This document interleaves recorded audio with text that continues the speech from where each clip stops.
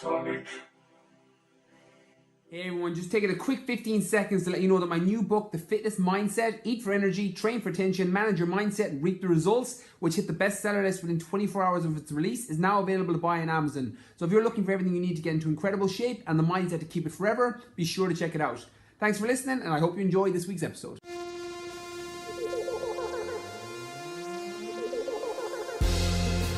Welcome to Brian Keane Fitness Podcast, where we talk everything fitness, nutrition and mindset with your host Brian Keane.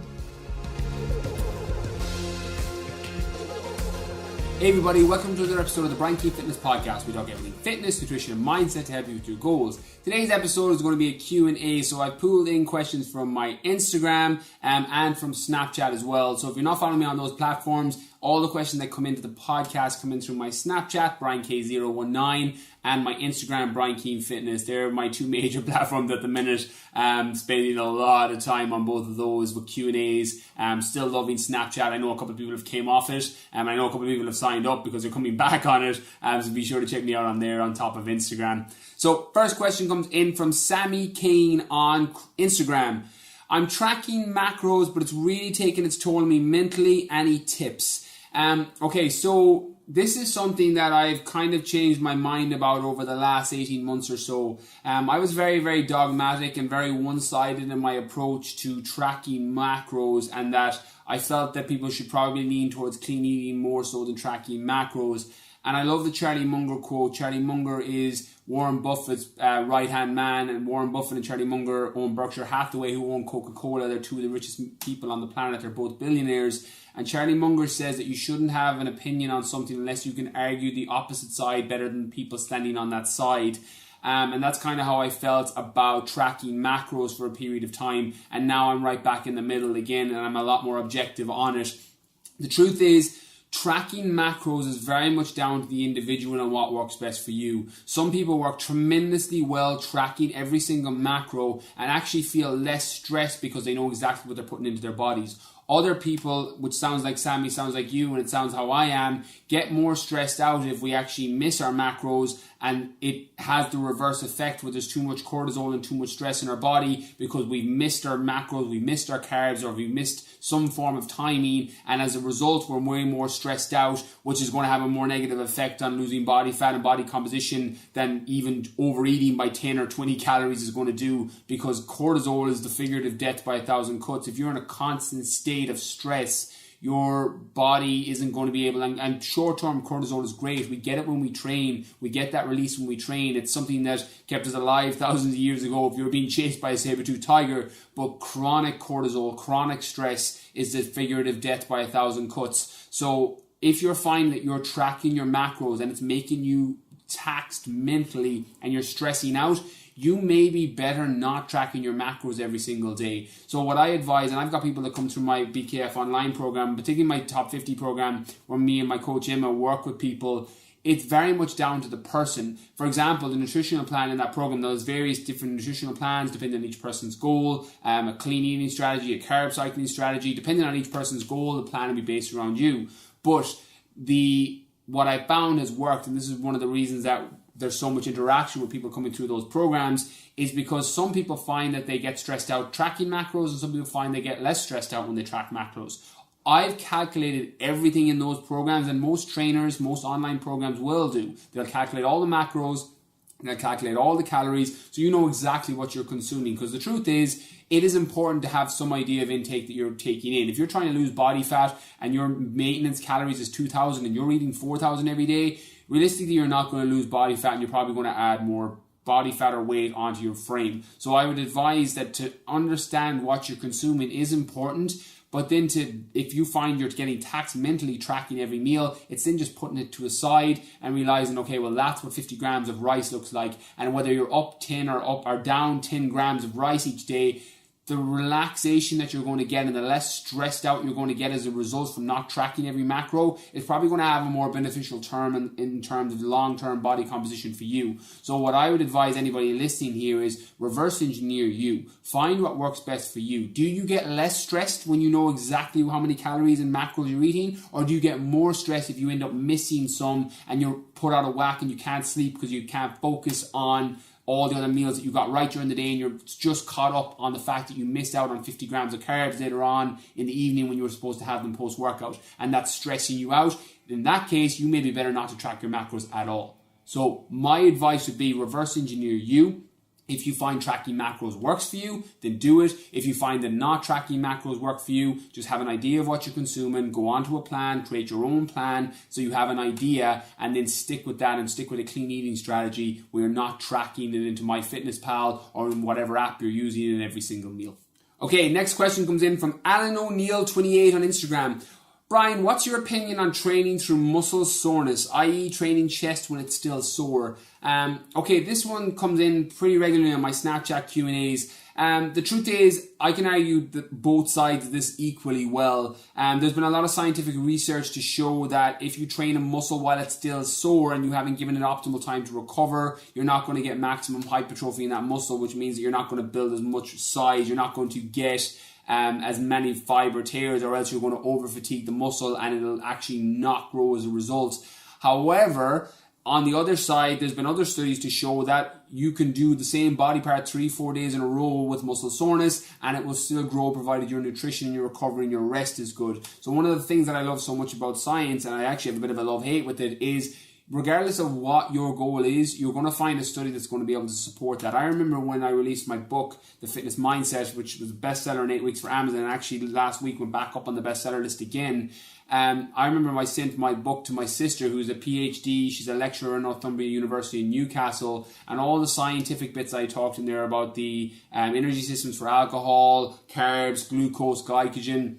I sent everything over there to her and asked, look, is everything the most up to date? Have I got the research back? Because I was using the Harvard the Harvard studies, and I was using different PubMed and different systems online for studies that were going to back up and support my ideas.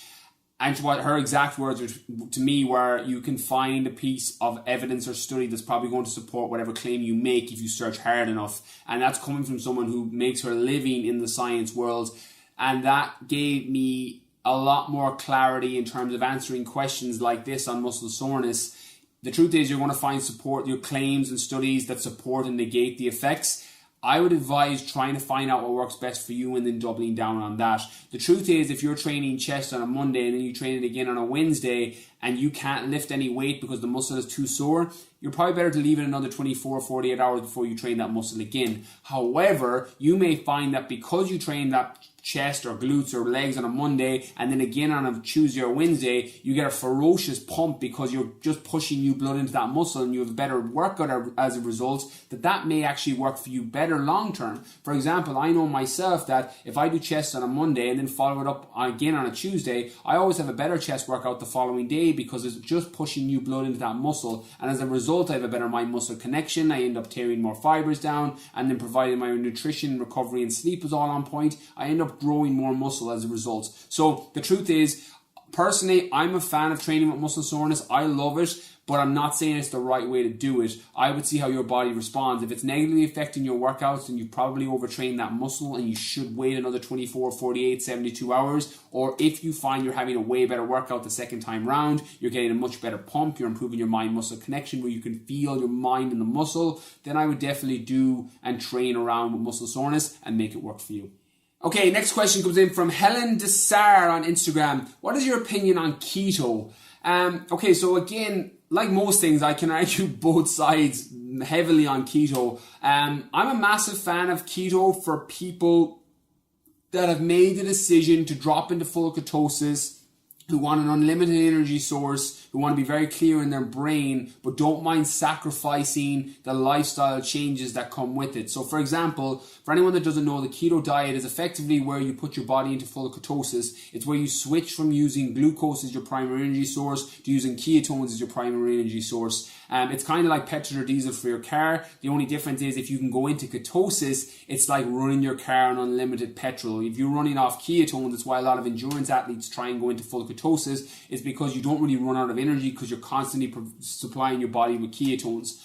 where glucose runs out and you need to top it up. So in terms of practicality, in terms of fitting it into training, it can work incredibly well for making you feel clearer in your brain, giving you better energy. I did keto probably 3 years ago for probably over 6 or 7 months, coming in and out of ketosis. And when I was in ketosis, I felt incredible. Like, you feel really, really clear. Your skin gets really clear. Your brain isn't fogged, and you've got very, very good steady energy. However, those 3, 4, 5 days, it takes about 10 to 14 days to drop into full ketosis. Those 3, 4, 5 days leading up are a nightmare, because you're dropping your calories down, you're dropping your fats down, or you're dropping your carbohydrates, down, you're dropping your protein down, because your body can convert protein to glucose. It's called glucogenesis. So you need to have a pretty low protein diet. One of the myths in the fitness industry is, oh, I'm doing the keto diet and they've got 300 grams of protein. Realistically, you're probably not going into ketosis if you've got 200 or 300 grams of protein,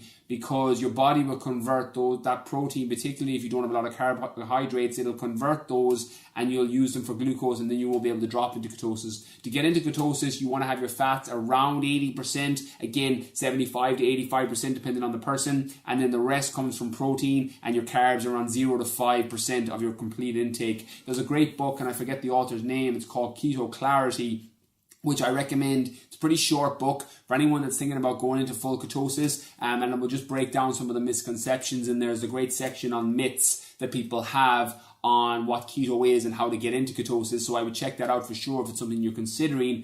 But those 4 or 5 days in the lead up to dropping into ketosis, I was walking around like a zombie. I couldn't concentrate, I couldn't write, my training sessions were bad. And then when I got into ketosis, I felt amazing, but it was so easy to knock myself out. If I had too much protein, I fell out of ketosis. If I went out for a few drinks with my friends, I fell out of ketosis. If I had a free meal or a cheat meal, I fell out of ketosis. So in terms of long-term practicality, I don't know if it fits into most people's lifestyles. However, if you've made a decision to go full hog with it and you're fully committed to dropping into ketosis and trying to stay there, and you're not worried about nights out for a few drinks, you're not worried about ever having your free meals or your biscuits or whatever it is again that you enjoy, and you're not worried about those things, and you're ready to commit your life to falling into ketosis and staying on a keto diet long term, then I think it can work tremendously well. Again, like most things, it's about trialing it, experimenting with it, and seeing how it fits. If it works for you, double down on it. If it doesn't, cut it. Personally, I realistically wouldn't do it long term,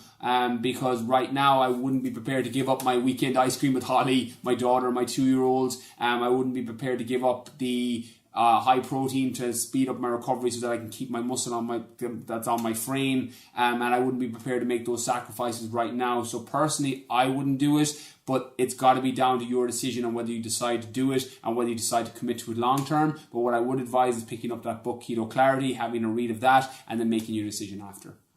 Okay, next question comes in from David Sheehan, 23. Brian, how can I build confidence and voice projection? Okay, I'm going to answer this in 2 parts, because confidence and voice projection aren't necessarily the same thing, but there's a little bit of overlap that if you have a lack of confidence, it can project itself into having a low tone in your voice. So confidence and lack of confidence shows up in a lot of different ways for people. I've answered this in other podcasts in the past about how to build confidence, and the truth is, in the majority of cases, and speaking from my own personal experience, when I've had my own issues with my own confidence from, being slated by my family and people telling me I couldn't do something, one of the reasons that I'm so vocal and verbal and animated when people tell me that, oh, my mom or my dad or my family or my friends said I couldn't do or shouldn't do something, I get very animated on that, because I had a lot of lack of self-confidence from people very, very close to my life, with the exception of my mom. The people closest in my life called me everything from stupid to an idiot when I left my teaching job. They weren't very supportive in the things that I did. And I had a lot of confidence issues and self-esteem issues as a result. I was very fortunate that I always had my mom supporting what I did. And I was able to use that and help me get on to doing the things that I'm doing now and living the life that I'm living.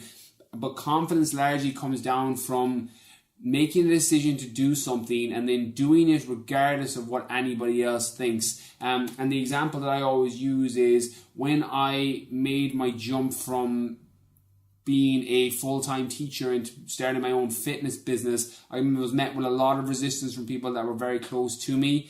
And when I started to actually make more money working as a trainer than I was as a teacher, it built a lot of confidence in me, and then that grew and grew and grew. When the book came out, when the podcast was number one, when I bought a new car and I got a house, all of these things that people look like subjective success from the outside, and the same people that told me I was stupid and an idiot were congratulating me, telling me that they knew I was going to do it. A lot of confidence internally came from me, was realizing that those people didn't support me, and when I went out the other side and did it anyway, and then came out the other side and seeing how their opinions and perspectives changed, I had more confidence in every area of my life, because how you do anything is how you do everything. And I was able to take that reference point in my life for everything that I do. I remember the first time I stepped on stage to compete as a fitness model, I was terrified because I was literally going up on stage. I had been dieting for 16 weeks. I was just absolutely terrified because I didn't know what to expect.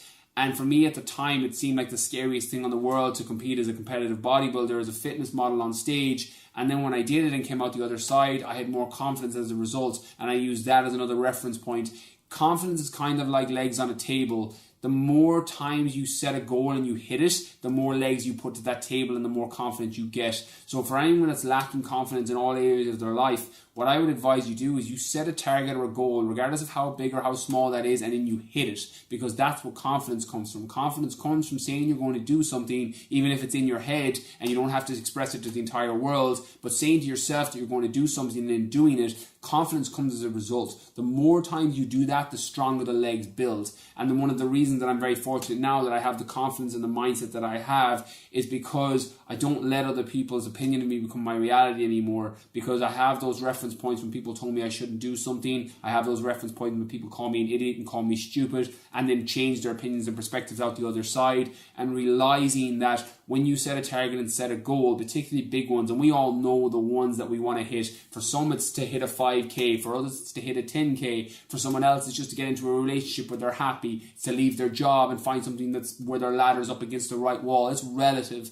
But we let society, we let our family, we let our friends, we let everybody tell us we can't do something, and we let their opinions become our reality, and then as a result we never build our confidence because we keep living our lives by the way that people tell us we should, when we know there's other things in it that are bigger than us that we want to do.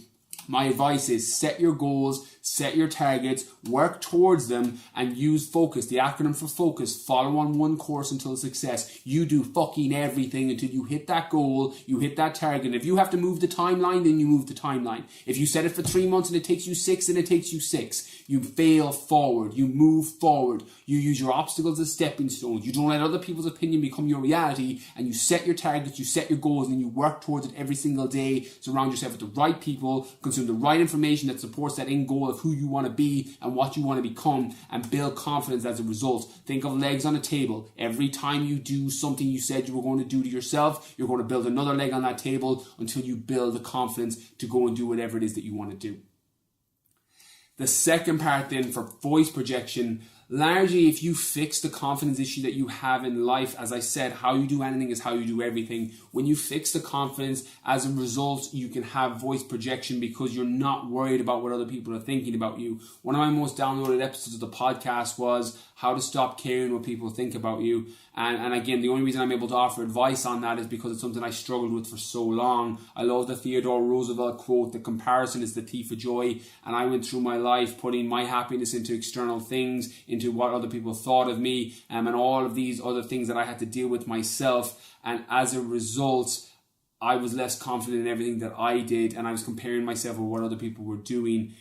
When you focus on the things that you want to do, and you focus on the person that you want to become, your voice projection, everything translates. How you do anything is how you do everything. So what I would advise you do is build the confidence, whatever it is that's stopping you, setting the targets that you want to achieve. And as a result, when you stop caring what other people think and you stop caring what their opinions are, you're going to be able to project your voice much clearer in every scenario, whether that's at the top of a room, whether that's to give a speech at a wedding, or whether that's just to talk to another girl or another guy in a club where you feel nervous talking to the opposite sex. Okay, next question comes in from Anonymous on Snapchat. Should I take a year off to go to Oz or save my money and do a master's degree? Okay, so the reason I'm answering this question is a lot of us have situations in life where we feel we have to choose between option A or option B, and we don't know which one we should do.